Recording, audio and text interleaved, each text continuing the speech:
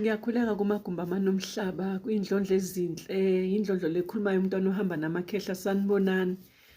Namhlanje ngizokhuluma ngesithunywa. Ngithanda nje ukuthi masikhulume ngesithunywa namhlanje ukuthi kahle kahle isithunywa siyini nanokuthi isithunywa siphakama kanjani. Isithunywa sakho usiphani usifida ini isithunywa. Nanokuthi nje sibe ne-understanding yokuthi isithunywa kahle kahle siyini. Ngoba kwelinye iside ngiyabona mina ukuthi ngathi siyadideka sinokungazi ukuthi kahle kahle isithunywa siyini ngempela isithunywa. Ngoba uzothi uzozwa omunye ekutshela ukuthi ngingathola yini igobongo lesithunywa unalo yini, noma umuntu athi ngifuna ukuzongiphakamisela isithunywa. Ngisiphakamisa kanjani mina isithunywa? Mina angikwazi ukuphakamisa isithunywa somuntu, angikwazi futhi ukuthi ngikunikeze igobongo, anginalo, angilazi igobongo lesithunywa. Ake sikhulumeni kanje, sikhulume nje kahle bantu bakwethu, siyibeke kahle le ndaba, siyi-understand. Isithunywa siyini isithunywa? Isithunywa siyini? Njengoba singabantwana benzuza, singabantwana benzuza spirit. Lesi spirit lesi esikuthiwa inzuza singubani? Ispirit lesi uNkulunkulu okuyena umvelinqangi, umenzi weinto zonke. Ubani isithunywa? Isithunywa lo mntwana lo okuthiwa uliwele naye. Le kuthiwa uliwele ngoba nakho wazala umbethe. Umbethe ini? Umbethe lawo mandla, umbethe lo mntwana, umbethe lesithunywa esithunyiwe kuwe ukuba masizokuncedisisa, sikulekelele, sikuvikele, sikwenzele konke lokho ofanele ukwenze, kodwa ngesikhathi siyiphakamise, sibonakala ukuthi sengikhona ngesikhathi esifanelekile. Yingakho nje isikhathi soku-initiate khona aba-initiator beno-18, abanye beno-30, abanye benoba, ngoba iyona eyaziyo ukuthi isikhathi seredi umuntu wami manje ukuthi sengingamqalisa umsebenzi okuyiwona wona engiwuzele kuye. Sengingamqalisa yonke into le engiyizele kuye ukuthi angazi, akhona ukukhuluma nami, sikhona ukuhlala phansi sibe ne-conversation, sikhona ukuthi mina naye size sazane ukuthi mina ngingubani. Kahle kahle nje isithunywa sakho silethiwe kuwe umdali, umvelinqangi othe yena kuleli khaya leli ngizobapha lo mntwana lo umntwana wamakhosi, ngizobapha wona lo mntwana ozokhona ukulungisa lonke leli khaya, alungise amacala ogogo nokhokho nokhokholozi, alungise zonke izinto ezazenziwa la ekhaya ezimbi, ezukungcola, ezinjani. Uzofika wena lo mntwana uzolungisa konke lokhu. Ngoba kunjalo umntwana wesithunywa uzosuka ulungise zonke izinto ngalesikhathi sekufanelekile. Manje-ke into engiyishoyo ukuthi ekufuneke ni-understande ngesithunywa ukuthi isithunywa sidlani isithunywa. Asidli isithunywa umuthi, isithunywa sidla amanzi, sidla umkhuleko, sidla wena lento oyidlayo, ukuthi lento oyidlayo yilento oyifida isithunywa. Uma ngabe uphuza amanzi kaningi kakhulu ngelanga, uma ngabe udla ukudla okudlayo, udla junk food, udla ukudla okunamafutha amaningi, udla ukudla okunjani, ufida isithunywa njalo into engasidli. Isithunywa sifuna umkhuleko kuwe, sifuna amanzi, ukuthi uhambe amanzi uhlambulula isithunywa. Isithunywa sifuna ukuthi wena uhlale ulungile, uhlambulukile, uklini, uziqoqe njengomuntu waso, sik-understandise ukuthi sikuthanda uhlala umuhle njalo ukuze sikhona ukukhonektha nawe. Yingakho kwesisikhathi mangabe sesifikile sekufanele kuqala umsebenzi, sesifanele siqale siyibonise kuwe, sizokuyekisa abantu abaningi abangcolileyo, labo ohlangene nabo, oxhumene nabo ongabazi wena ukuthi bangcolile. Sizokuyekisa labangani laba abakubambezelayo, abakwenza izinto ezimbi, sizokususa kubantu vele abakwenza izinto ezimbi. Yingakho-ke sikufuna njalo, sifuna uhlala uklini ngaso sonke isikhathi, ngoba lezi ichitho lezi ezifakwa kuthina neziphoso nakho konke kuyamphazamisa umntwana lo okuwe owakuzalwa wena wembethe, wazala umbethe yena lo mntwana. Namhlanje umntwana ufuna ukuthi axhumane nawe ngoba ulingana nawe nange-age, njengoba nje nawe ukhulile ungako lapho ukhona, niyalingana. Manje ufuna lo mntwana ukuthi wena anixhumane naye. Uyamangala-ke usuze manje uyakhula, uyayibambezela isikhathi siyahamba ningaxhumene naye, ufuna ukunikeza ubumnandi, i-communication naye, nihlale phansi nenze i-conversation, uyafuna ukuthi manihlale nazana. Manje wena ubhizi ulokhuza udla igobongo. Igobongo bantwana besithunywa, mina angilazi igobongo lesithunywa, angaze ngalidla igobongo lesithunywa, cha angaze ngalidla futhi angilazi. Nomuntu nje ongangibuza lona hayi angazi ukuthi ungibuza ini ngoba mina angazi. Engikwaziyo ngazi ukuthi umuntu umnika lento ayidlayo. Uma ngabe ukuthi thina singabantwana abasemanzini, abantwana bamanzi, unesithunywa samanzi, angithi ukuzwe kuyakhulunywa kuthiwa unesithunywa samanzi. Unesithunywa samanzi ngoba kufanele uhambe amanzi, kufanele uhlale uyihlambulule, kufanele uhlale uthunywa, wena uthunywe emanzini uyokwenza lokho okwenzayo ubuye. Yiyo le initiation. Kahle siyadideka siyibuza ukuthi initiation iyini. Umuntu mayethi nje mawu-initiate wenza lokhu nalokhu, nami khona amavidiyo lawe nginitshelile wona ukuthi mawu-initiate wenza ini.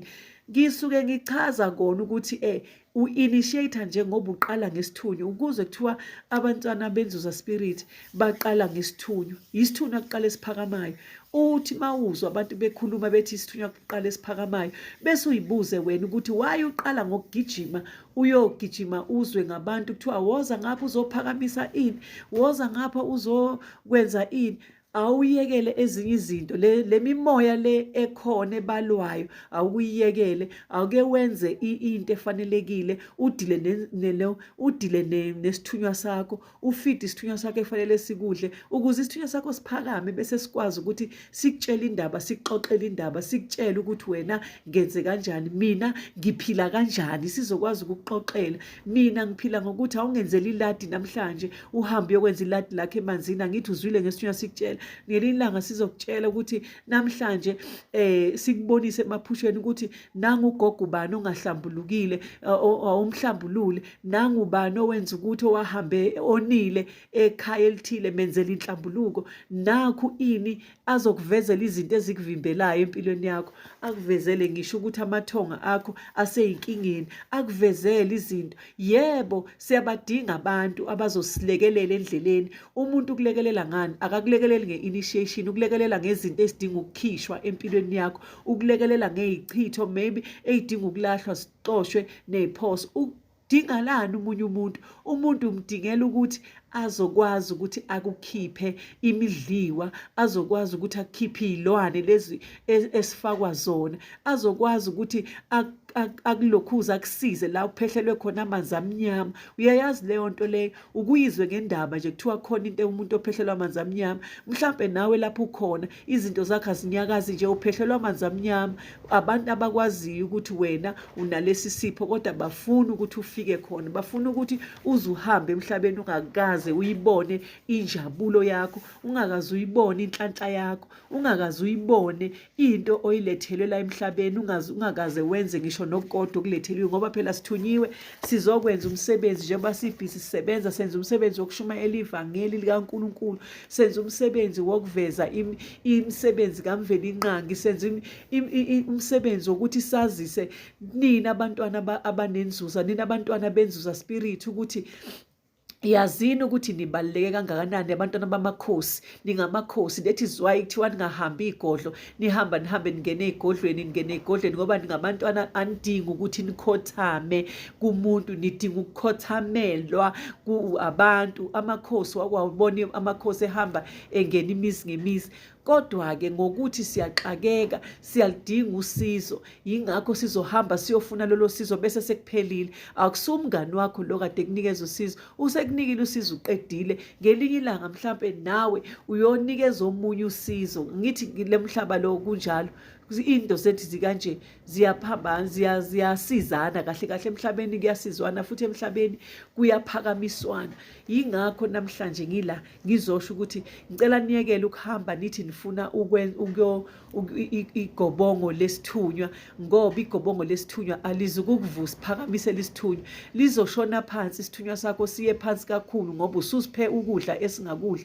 Isithunywa siwudla umuthi and asiwufuni umuthi. Ukuzwe mntanethonga kuyakhulunywa ngapha nangapha, ngiyazi ukuthi lento le ngiyikhulumayo niyayazi, kodwa mayisibhekene nawe uyayiziba bese uyagijima futhi uyofuna umuthi. Bese i-initiation yakho bekufanele kube u2 years noma bekufanele kube u1 year 2 months, isizoba u3 years. Uhambe wena ukhala uthi izinto zakho ayilungi, kanti wena othatha izinto zakho uyoyifaka ey'ndaweni ezi-wrong. Kunendawo manje ezi-wrong, kunabantu abazothile bethi bayakunceda kanti manje bakwenzela izinto, bakunika izinto ezi-wrong. Ukudla bakuphi ukudla oku-wrong okungadliwa umnikazi wempilo yakho. So-ke ngicela kona, ngicela ukuthi maninake isithunywa senu. Isithunywa sifuna umuntu akhuleke, uzibekele isikhathi u12, usibeke u3 ekuseni, ubeke u12 emini, noma ngawubani isikhathi leso sicabangayo. Angithi ngike nabona emaphusheni ukuthi amathonga ayafika, ibonakaliso ziyafika, bakunikeze izembatho, bakunikeze izikhali zomkhuleko, bakunikeze ikhandlela, bakubonise nempepho, bakubonise yonke into abakubonisa yona. Kanti kuyini lokho? Ngoba iyona initiation leyo, usuvele kwi-initiation. Qhubeka-ke u-initiate. Uma ngabe nje usudlulile kuleza yitebhu lezi ekade ngangiyibalile ukuthi wena wawukwi-isolation, wawungazi ukuthi kwenzakalani, ungaboni lutho, usumanje usuyabona. Ma usuqalile usubona, vuma phela ukuthi mawuqala uqhubeke wenza indlela yakho. Bayakubiza nasemanzini awuyi, bayakubiza esizibeni esithile ukuthi sondela awuyi, uyasaba.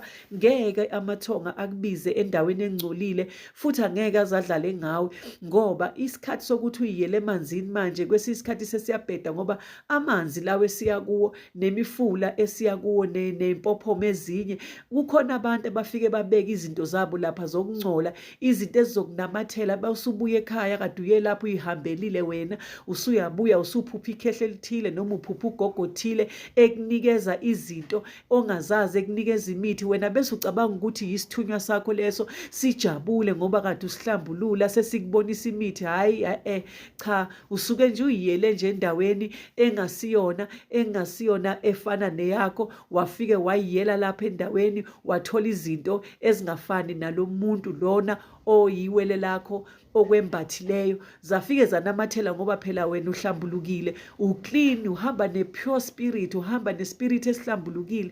So manje imimoya le mibi iyathanda ukuthi inamathele kanjalo-ke kumuntu. Kodwa uma ngabe amathonga akho ekukhombisa umfula, ekukhombisa ngisho nesiziba, ekukhombisa ngisho impophomo, uyazi ukuthi hayi le mpophomo ngiyayazi, bayazi ukuthi leyo mpophomo i-clean. Even lowo mfula abakukhombise wona bayawazi ukuthi u-clean, leyo ndawo abakukhombise yona. Yikho ngike ngithi mina awuphahle kahle uma bekukhombisa umfula, bekukhombisa izinto kodwa ungawuboni, awubuze ukuthi yini igama lalo mfula, bazokwazi ukuthi bakutshele, bakubonise ukuthi lo mfula kushuthi ukuphi nendawo. Yingakho ngithi mina, naka i-initiation yakho, vuka musu ukubala ivila. Ngike ngawenza umkhuleko nje, namanje ngisesebhizi ngomkhuleko, nginamagroup engikhuleka nawo, kodwa nakulama-group uyabona ukuthi kukhona nabanye mhlawumbe ababe bageje isikhathi sika-12 mhlawumbe umuntu angasenzi, noma isikhathi sika-3 ngephutha-ke mhlawumbe ulalile, omunye mhlawumbe ukwenzekeni angazi. Yikho lokho engikushoyo ukuthi awuzimisele ma uwumuntu, zimisele futhi nje ayikekho umuntu ozokwazi ukukulanda le kude athi woza ongena la. Cha, wena ofanele uyicelele, ucela ukungena. Njengoba ngisho ngithi ngiWhatsAppheleni ku-WhatsApp wami efonini yami, nina nibhale egruphini. Manje-ke mina ngeke ngikwazi ukuthatha iy'namba zenu egruphini ngoba egruphini azikho iy'namba zenu. Kukhona nje ukuthi mina ngicela ukungena, nami ngifike ngifake uhathi lapho ngoba ngenzela kona ukuthi ubone ukuthi ngikuwamukelile, kodwa thatha inamba yami ungenzele sikwazi ukuthi siqhubeke nomkhuleko. Lo mkhuleko engiwenzayo umahala, angiwenzeli imali ngoba ngifune mali. Ngifuna isithunywa sakho ukuthi siphakame. Ngikubonisa kahle mina, ngikubonisa indlela, hhayi ukuthi nami isithunywa sakho ngizosiphakamisa. Cha, isithunywa sakho sizophakamiswa uwe ngokuyimisela kwakho, ngokuyinika isikhathi sonke, uyinike isikhathi sonke sokuthi namhlanje ngifuna ukuthi isithunywa sami siphakame.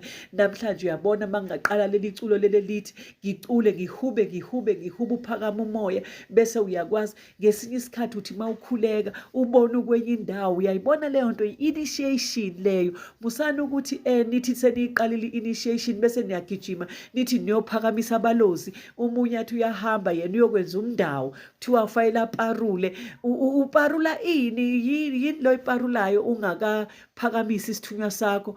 Ubani othe hamba oparula? Ngoba okwakho ukuthi mawuphakamisa isithunywa sakho kuqala. Isithunywa sakho yisona esizokutshela uma ngabe bekukhombisa amabhayi, bekukhombisa amabhayi omndawo, amabhayi ani, abasho ukuthi hamba, bayakukhombisa ukuthi lithenge leli bhayi ube nalo la ekhaya ukwazi ukhuleke ngalo.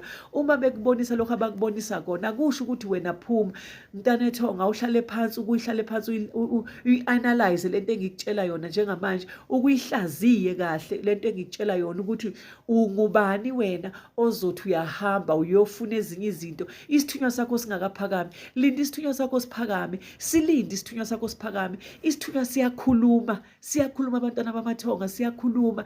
Isithunywa siyakutshela ukuthi manje wena kuzofika isikhathi lapho usubizwa khona uzotshela ukuthi hayi-ke manje usungasebenza, uzosebenza kanje. Isithunywa siyakhuluma, siyasho ukuthi nakho ulungisa la.